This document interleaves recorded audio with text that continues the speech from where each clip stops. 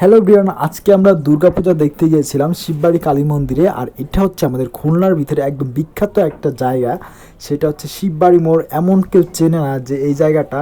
আর এই মন্দিরটা অনেক পুরনো একটা মন্দির, যেটা আমাদের খুলনার ভিতরে অনেক ফেমাস।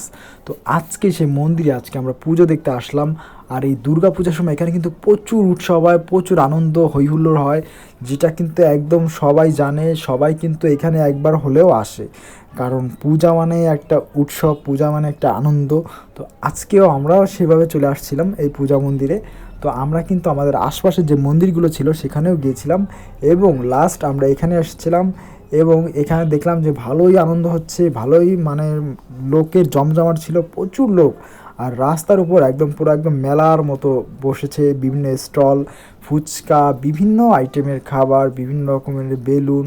মানে বাচ্চারাও এসে এখানে অনেক আনন্দ করতেছিল, দেখতেছিলাম। এই যে দেখেন পুরো রাস্তা ব্লক ছিল, এবং এই রাস্তার এক সাইড ব্লক করে কিন্তু বিভিন্ন স্টল বসেছিল।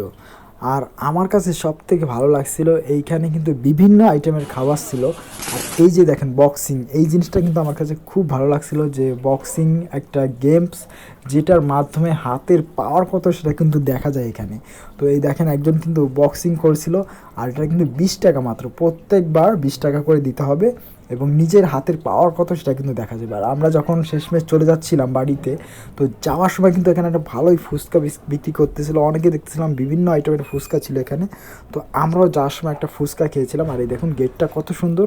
তো ফুচকা যখন নিলাম, তো নেওয়ার সময় দেখলাম যে এর আশপাশে আরও অনেক কিছু বসেছে, অনেক রকমের স্টল। আমরা কিন্তু প্রত্যেক বছর দুর্গাপুজোতে আমরা রাত্রে ঘুরতে যাই, আর এইটা একটা অন্যরকম আনন্দ।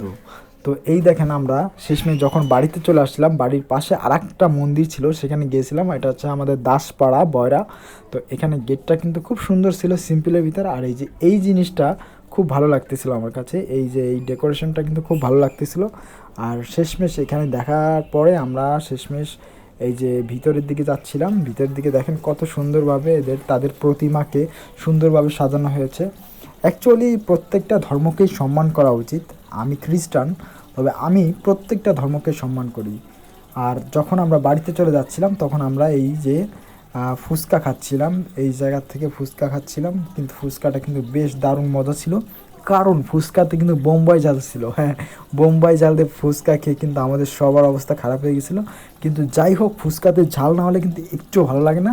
তো গাইস, ভিডিওটা এখানেই শেষ করে দেবো, দেখা হবে নেক্সট কোনো ব্লগে। তো সবাই ভালো থাকুন, টাটা, বাই বাই।